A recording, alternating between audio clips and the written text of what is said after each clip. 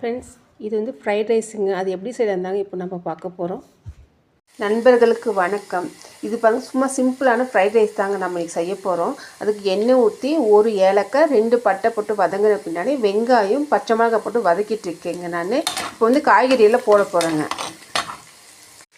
பாருங்கள், broccoli, beans, carrot, நூக்கலெல்லாம் போட்டிருக்கேங்க. அது இல்லாமல் வந்து இஞ்சி பூண்டு லைட்டாக நீங்கள் கேரட் துருவுறோம் இல்லைங்களா, அதில் நீங்கள் துருவி போட்டுக்கலாங்க. காய்கறியெல்லாம் நல்லா வதங்கட்டுங்க. வதங்கினப்படியே ரைஸ் போட்டு கிளறிக்கலாங்க. லைட்டாக கொஞ்சம் உப்பு போட்டுக்கலாங்க, ஏன்னா இந்த க்ரீன் தன்மை மாறாமல் இருக்குங்க, அதுக்காக தாங்க. இந்த மஞ்சள் தூளும் போடணுங்க, அது மாறாமல் இருக்கிறதுக்கு. ஆனால் இது வெள்ளையாக இருந்தால் தாங்க நல்லாயிருக்கும். அதனால் நான் மஞ்சள் தூள் போடலாங்க, உப்பு மட்டும் போட்டு வைப்போம். பாருங்கள், காய்கறி வந்து 3/4 பங்கு வெந்துருச்சுங்க. 3/4 பங்கு வெந்தாவே போதுங்க. ரைஸ் கூட சேர்த்து சாப்பிடும்போது செம்ம டேஸ்ட்டாக இருக்குங்க. இது நீங்கள் செஞ்சு பாருங்களேன், அப்போ உங்களுக்கு தெரியுங்க. நம்ம ரைஸ் போடலாங்க.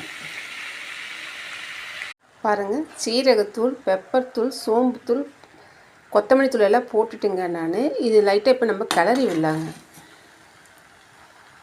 இப்போ எல்லாம் போட்டு கலந்து விட்டாச்சுங்க. இப்போ கொத்தமல்லி போடலாங்க.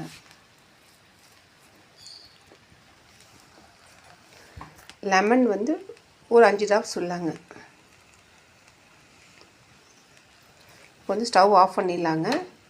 இது கூட நெய் 1 ஸ்பூன் விட்டுக்கலாங்க. பாருங்கள், நெய் எல்லாம் சேர்த்து கலந்து விட்டுக்கலாங்க.